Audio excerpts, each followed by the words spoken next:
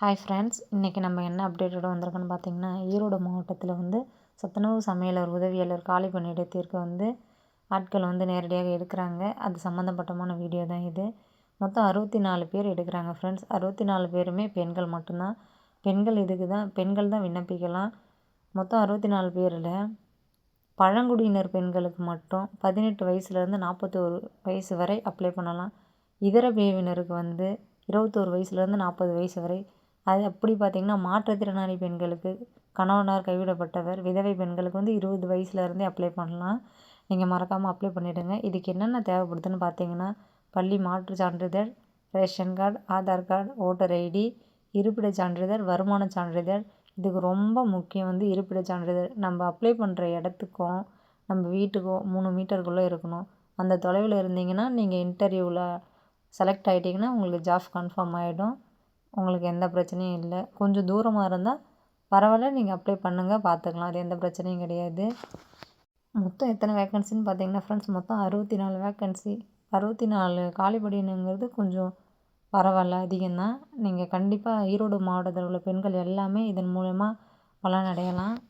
இதில் முக்கியமாக யார் யாருக்கெல்லாம் முன்னுரிமை தருவாங்கன்னு பார்த்தீங்கன்னா, விதவை, கணவரால் கைவிடப்பட்டவர், மாற்றுத்திறனாளி, 2 பெண் குழந்தைகளோடு உள்ளவங்க கண்டிப்பாக அப்ளை பண்ணலாம். ஆண் குழந்தையின்மை சர்டிஃபிகேட் வச்சுருக்கணும்.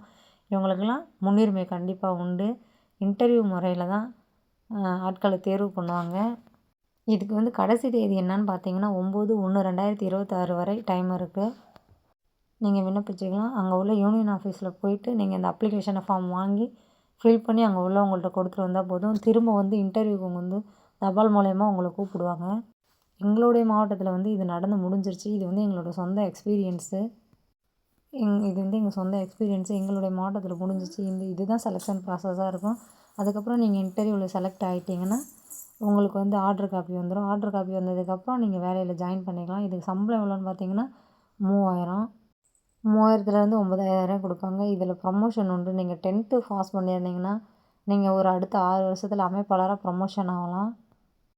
மறக்காமல் கண்டிப்பாக எல்லா பெண்களும் போய் அப்ளை பண்ணுங்க. அப்ளை